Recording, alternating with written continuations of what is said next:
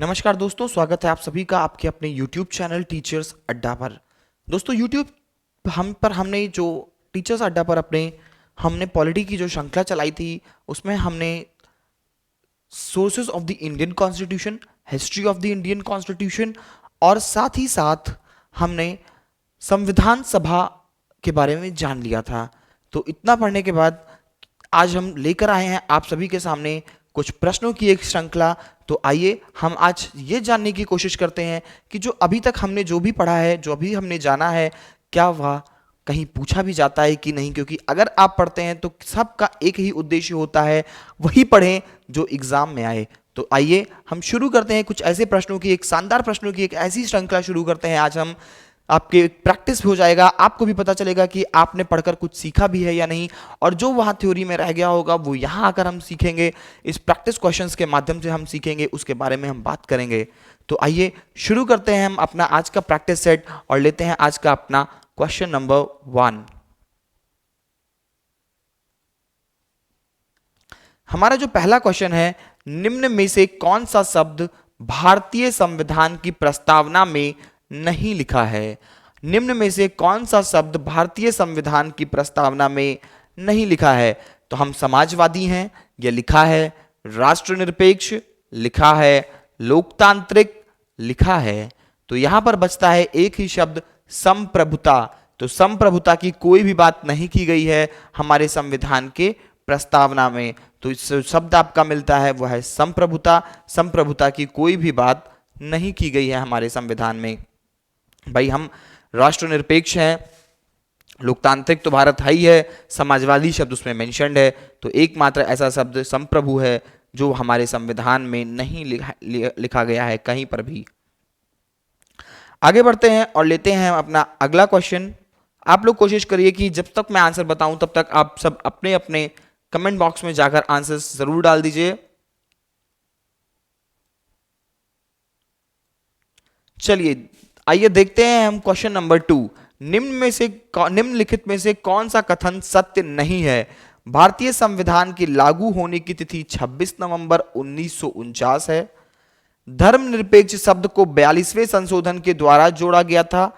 धर्मनिरपेक्ष शब्द को 42वें संशोधन के द्वारा जोड़ा गया था। 42वां संशोधन 1976 में हुआ। 42वां संशोधन आपका 1976 में हुआ। भारतीय संविधान में सामाजिक, आर्थिक व राजनीतिक न्याय को रूसी क्रांति से लिया गया। देखिए अगर यहाँ पे एक क्वेश्चन जो सत्य नहीं है, इस प्रकार के क्वेश्चन आते हैं तो आपको सिर्फ एक चीज गलत वहां पर मिलती है, बाकी 3 सही चीजें सीखने का भी मौका मिलता है। यहाँ पे हमें यह भी सीखने को मिला कि 42वां संशोधन 1976 में हुआ था। हमें यह सीखने को मिला कि भारतीय संविधान में सामाजिक, आर्थिक व राजनीतिक न्याय को रूसी क्रांति से लिया गया था। हमें यहाँ पर यह भी सीखने को मिलता है कि धर्मनिरपेक्ष शब्द को 42वें संविधान संशोधन के द्वारा हमारे संविधान में जोड़ा गया था।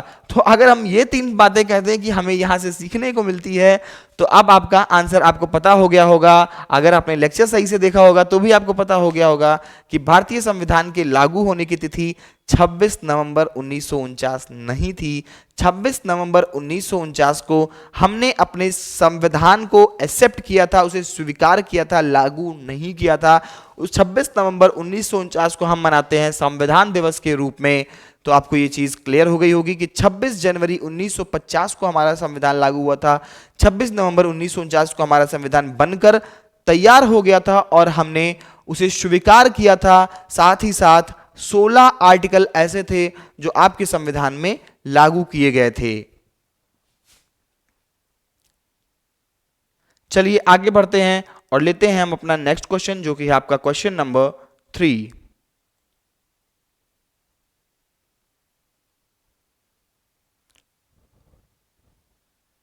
चलिए ये क्वेश्चन देखते हैं हम। के एम मुंशी का संबंध किससे है। के एम मुंशी का संबंध किससे है। संविधान की प्रारूप समिति से, प्रस्तावना समिति से, लोक लेखा समिति से, या फिर इनमें से कोई किसी से भी नहीं। ये क्वेश्चन मैंने उस वक्त नहीं बताया था, तो आपको बता दें कि के.एम. मुंशी का संबंध संविधान की, आप बताइए पहले तो एक एक ट्राई तो करिए सबके सब लोग कि संविधान की, देखिए मैं आपको बता रहा हूं, या तो ये सब संविधान की दो ऑप्शन, संविधान की प्रारूप समिति या तो फिर संविधान की प्रस्तावना समिति, प्रस्तावना समिति या फिर प्रारूप समिति। देखना है इनमें से कौन सा सही होता है और कितनों का आंसर सही होता है।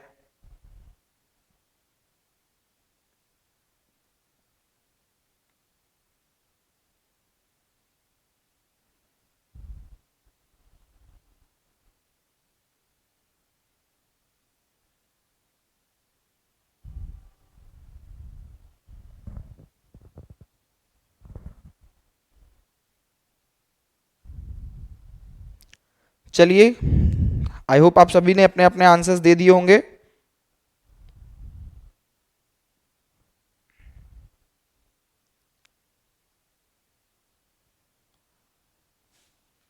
तो जो इसका करेक्ट आंसर है वह है के.एम. मुंशी का संबंध संविधान की प्रारूप समिति से था। ड्राफ्ट कमेटी के सदस्य थे के.एम. मुंशी। आगे बढ़ते हैं और लेते हैं हम अपना नेक्स्ट क्वेश्चन, जो कि है आपका question number 5। Question number 3 4 question number 3 आपका रह गया था और वो आपका ये रहा। संप्रभु भारत के मामले में कौन सा कथन सही नहीं है? कौन सा कथन यहां पर सही नहीं है? भारत किसी देश पर निर्भर नहीं है, भारत किसी अन्य देश का उपनिवेश नहीं है, भारत अपने देश का कोई हिस्सा किसी अन्य देश को दे सकता है, भारत अपने आंतरिक मामलों में संयुक्त राष्ट्र की बात मानने को बाध्य है। संप्रभु भारत के मामले में कौन सा कथन सही नहीं है? यहां का ऑप्शन आपका सही है डी, भारत अपने आंतरिक मामलों में संयुक्त राष्ट्र की बात मानने को बिल्कुल भी बाध्य नहीं है। संयुक्त राष्ट्र की बात माने तो ठीक है, ना माने तो भी ठीक है, हम बिल्कुल भी किसी की बात मानने के लिए बाध्य नहीं है। तो जो आपका क्वेश्चन नंबर 3 है, इसका आंसर होगा डी, कि भारत यूएन की बात मानने के लिए बिल्कुल भी बाध्य नहीं है। चलिए आगे बढ़ते हैं और लेते हैं हम अपना नेक्स्ट क्वेश्चन, जो कि है आपका क्वेश्चन नंबर 5।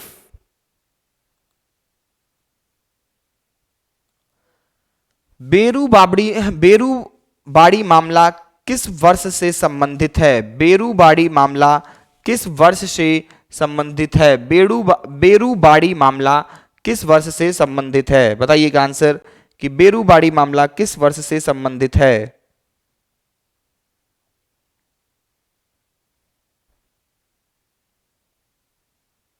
आप सभी को क्वेश्चन विजिबल होगा?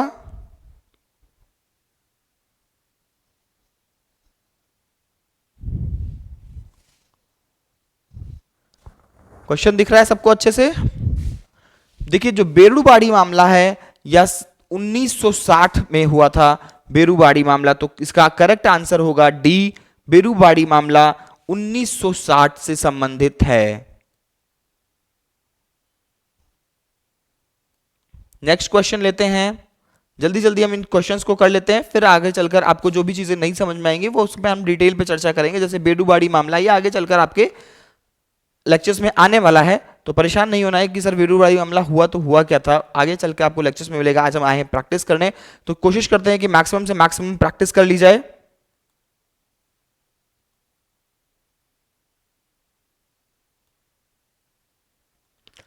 क्वेश्चन नंबर 6 आप सभी की स्क्रीन पे है।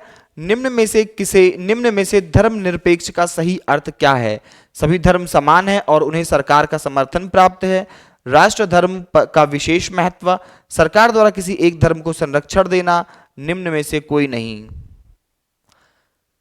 देखिए, सभी धर्म समान है और उन्हें सरकार का समर्थन प्राप्त है, राष्ट्र धर्म का विशेष महत्व, सरकार द्वारा किसी एक धर्म को संरक्षण देना। तो धर्मनिरपेक्ष का मतलब होता है कि हमारे यहां सभी धर्म समान हैं, तो यही होगा इसका करेक्ट आंसर कि सभी धर्म समान हैं। आगे बढ़ते हैं और लेते हैं हम क्वेश्चन नंबर 7।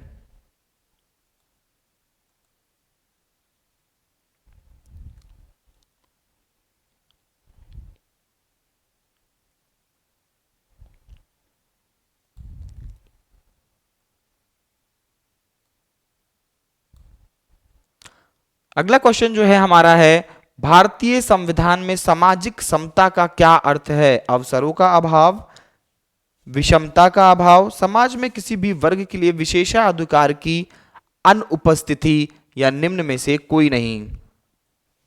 चलिए भैया सब लोग इसका जल्दी जल्दी आंसर दीजिए, हम देखते हैं कि किसका किसके आंसर्स आ रहे हैं।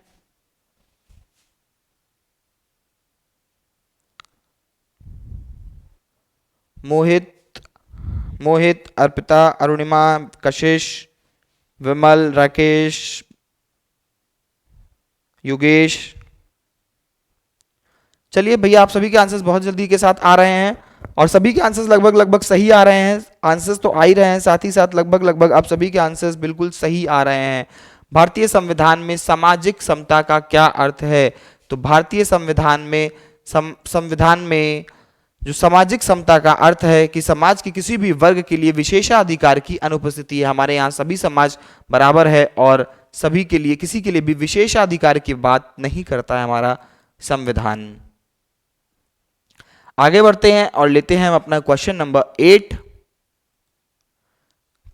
निम्न में से किसे भारतीय संविधान की प्रस्तावना को संविधान का कुंजी नोट कहा था? संविधान जो हमारे देश का जो संविधान है, मतलब कि जो हमारा संविधान है उसका जो प्रस्तावना है, यानी कि the preamble of the Indian constitution को किसने कुंजी नोट, संविधान का कुंजी नोट यानी कि की टू दिस इंडियन कॉन्स्टिट्यूशन किसने कहा था? की टू द इंडियन कॉन्स्टिट्यूशन किसने कहा था? तो अर्नेस्ट बॉर्कर है, अर्नेस्ट बॉर्कर। अर्नेस्ट बॉर्कर को संविधान का, अर्नेस्ट बॉर्कर को संविधान का कुंजी नोट कहा था उन्होंने, कि संविधान जो है, जो प्रस्तावना है वो संविधान का कुंजी नोट है। किसने कहा था? अर्नेस्ट बॉर्कर ने कहा था। याद रखिएगा ये सभी आए हुए क्वेश्चंस हैं, तो आपके किसी भी पेपर में दोबारा रिपीट हो सकते हैं, मोस्ट चांसेस होते हैं। आगे बढ़ते हैं, हम लेते हैं अपना क्वेश्चन नंबर 9। निम्न में से कौन सा कथन सत्य है? बेरुबरी केस में सुप्रीम कोर्ट ने कहा था कि प्रस्तावना संविधान का भाग नहीं है।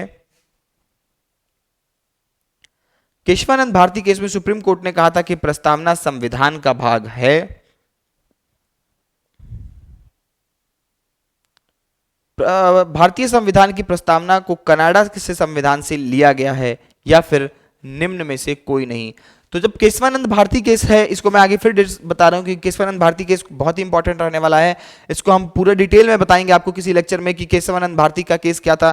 तो जब Kesavananda Bharati case versus central था शायद, तो वहां पर ये चीज कोर्ट ने, जो सुप्रीम कोर्ट ऑफ इंडिया थी, उसने ये स्वीकार किया गया कि प्रियम्बल जो है वो हमारे, प्रियम्बल ऑफ द कॉन्स्टिट्यूशन वो इंडिया का जो वो संविधान का ही एक पार्ट है, और हम अगर कोई चीज हमें नहीं मिलती है तो हम उसको प्रस्तावना से ही लेते हैं। तो केशवानंद भारती केस में सुप्रीम कोर्ट ने कहा था कि प्रस्तावना संविधान का भाग है।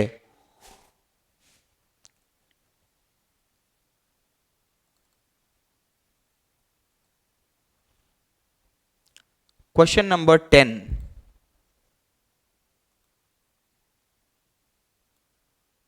भारतीय संविधान की प्रस्तावना की भाषा को किस देश से लिया गया है? भारतीय संविधान की प्रस्तावना की भाषा को किस देश से लिया गया है? अमेरिका, कनाडा, ऑस्ट्रेलिया या फिर आयरलैंड? अमेरिका, कनाडा, ऑस्ट्रेलिया या आयरलैंड? चलिए बताइए भैया।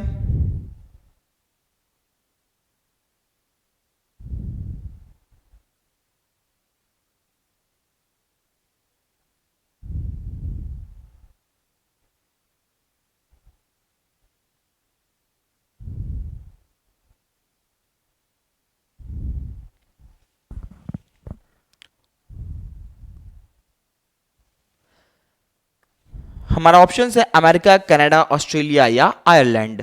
तो हमारे जो भारतीय संविधान की प्रस्तावना की भाषा है, इसको लिया गया था ऑस्ट्रेलिया से। जो ऑस्ट्रेलिया से हमने अपने संविधान प्रस्तावना जो है हमारे संविधान का, इसकी भाषा को हमने लिया था ऑस्ट्रेलिया से। तो आपका जो सही जवाब है वो है ऑप्शन सी, यानी कि ऑस्ट्रेलिया। आगे बढ़ते हैं, एक दो क्वेश्चन हम और लेने की कोशिश करते हैं, अभी जो थोड़ा सा टाइम बचा है, तो और क्वेश्चंस एक दो ले लेते हैं हम। जो अगला आपका क्वेश्चन नंबर 11 है, अनुच्छेद 5 से लेकर के अनुच्छेद 11 अनुच्छेद 5 से लेकर के अनुच्छेद 11 तक का संबंध किससे है? संघ और राज्य क्षेत्रों से, मौलिक अधिकार, नागरिकता, निम्न में से कोई नहीं। मतलब जो आपके आर्टिकल 5 to 11 है ये किससे रिलेटेड है, ये हमें यहाँ पे बताना है। State and it's union territory से है तो नहीं है, वो आपका आर्टिकल 1 to 4 है। फिर मौलिक अधिकार यानी कि आपके फंडामेंटल राइट्स वो और आगे जाके होते हैं तो फिर नहीं है। फिर बात आती है नागरिकता की, नेक्स्ट ऑप्शन है निम्न में से कोई नहीं, तो फिर बचता है आपका नागरिकता। नागरिकता आपका पार्ट 2 में आर्टिकल 5 to 11 है, तो इसका करेक्ट ऑप्शन होगा ऑप्शन नंबर सी, यानी कि नागरिकता जो है हमारा वो है आपका 5 से लेकर के 11 तक। चलिए आगे बढ़ते हैं, एक क्वेश्चन और लेते हैं हम, क्वेश्चन नंबर 12। आज का क्वेश्चन नंबर जो 12 है, भारत में नागरिकता हासिल करने के कौन सा तरीका वैध है? भारत में नागरिकता हासिल करने का कौन सा तरीका वैध है? जन्म के आधार पर, वंश के आधार पर, क्षेत्र समविष्टि द्वारा, या फिर उपयुक्त सभी? आप सभी को इसका आंसर देना है कि या फिर उपयुक्त सभी। भारत में नागरिकता हासिल करने का कौन सा तरीका वैध है? जन्म से, वंश के आधार पर, क्षेत्र समविष्टि द्वारा, क्षेत्र समविष्टि द्वारा, या फिर उपयुक्त सभी, means all of the above. बताना है आपको, बताते चलिए भैया, जल्दी जल्दी आंसर्स।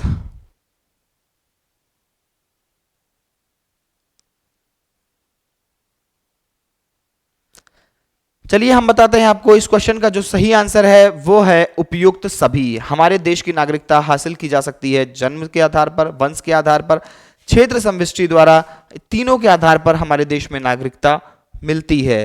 तो ये रहा आपका इस क्वेश्चन का answer. Answer number, question answer है आपका सी ऑप्शन। आगे बढ़ते हैं और लेते हैं हम अगला नेक्स्ट क्वेश्चन, जो कि है क्वेश्चन नंबर 13। भारत की नागरिकता किस तरह से समाप्त की जा सकती है? स्वैच्छिक त्याग से, बर्खास्तगी द्वारा, नागरिकता के वंचित करके, नागरिकता से वंचित करके, या फिर उपयुक्त सभी? स्वैच्छिक त्याग से, बर्खास्तगी द्वारा, नागरिकता से वंचित करके, नागरिकता से वंचित करके, या फिर उपयुक्त सभी, या फिर उपयुक्त सभी। देखिए भारत की जो नागरिकता है इसको समाप्त करने के ये तीनों तरीके सही हैं। हम अपनी नागरिकता को त्याग सकते हैं, अगर हम हमारी बर्खास्तगी द्वारा हमें हमारी जो नागरिकता है, सिटीजनशिप है, उसको कैंसिल भी किया जा सकता है। और नागरिकता से किसी वंचित करके होता क्या है कि जब हम किसी और देश की नागरिकता पा जाते हैं तो हमें अपने देश की नागरिकता से वंचित भी कर दिया जाता है। तो इसका ऑप्शन होगा ऑल ऑफ द अबव।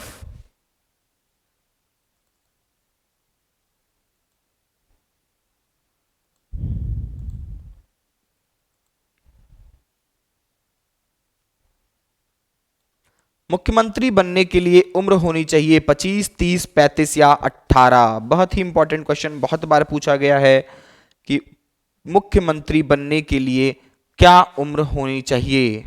मुख्यमंत्री बनने के लिए क्या उम्र होनी चाहिए? जल्दी जल्दी इसके आंसर्स दीजिए। आई होप इसके आंसर्स आप सभी से मिलेंगे, इसके आंसर्स आप सभी बिल्कुल सही सही देंगे।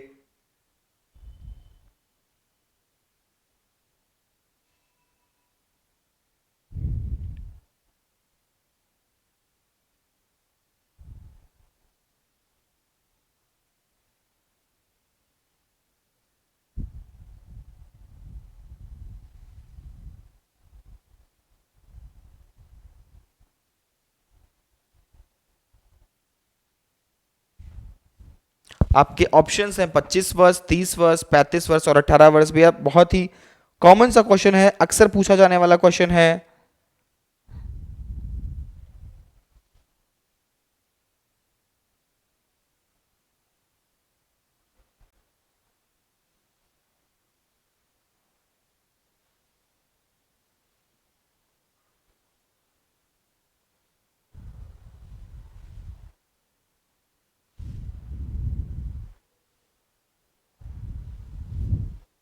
चलिए इसकी बात करते हैं। तो इसका जो आंसर होगा कि हमारे देश का मुख्यमंत्री बनने के लिए मिनिमम एज क्या चाहिए, तो हमारे देश का मुख्यमंत्री बनने के लिए मिनिमम एज चाहिए 25 ईयर्स।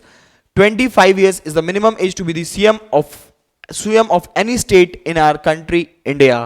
आगे बढ़ते हैं और लेते हैं अपना नेक्स्ट क्वेश्चन।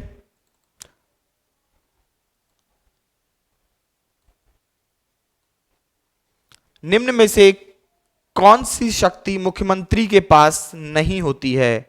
निम्न में से कौन सी शक्ति मुख्यमंत्री के पास नहीं होती है?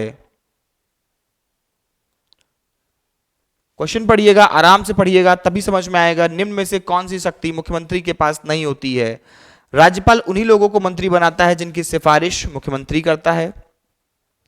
मुख्यमंत्री सभी मंत्रियों के विभागों को फेरबदल करता है। वह राज्यपाल के माध्यम से विधानसभा को विघटित करने की को कह सकता है। राज्य के उच्च न्यायालय के न्यायाधीशों की नियुक्ति करता है। बहुत बहुत बहुत सिंपल सा क्वेश्चन था। लास्ट क्वेश्चन है आपका। आई थिंक इसके आंसर सभी जानते होंगे। बिल्कुल करेक्ट आंसर दीजिएगा। देखिए, राज्यपाल उन्हीं को मंत्री बनाता है जिनकी मुख्यमंत्री, जिनको कहता है कि हाँ ये हमारे विभाग में ये यहाँ इनको हम ये प्रभार दे रहे हैं। राज्यपाल का काम सिर्फ होता है नियुक्ति करना, सजेशन देने का काम होता है मुख्यमंत्री का। तो मुख्यमंत्री जिसको भी कहेगा उसी को ये लोग मंत्री बनाते हैं। तो इसका जो करेक्ट आंसर होगा वो है आपका ऑप्शन नंबर डी, राज्य के उच्च न्यायालय की न्यायाधीशों की नियुक्ति। भैया सुप्रीम कोर्ट की जो नियुक्तियां हैं वो कैसे करेगा आपका मुख्यमंत्री? मुख्यमंत्री के हाथ में कोई भी पावर्स नहीं होती है, वो पावर होती है आपकी प्रेसिडेंट के हाथ में। उच्च न्यायालय की जो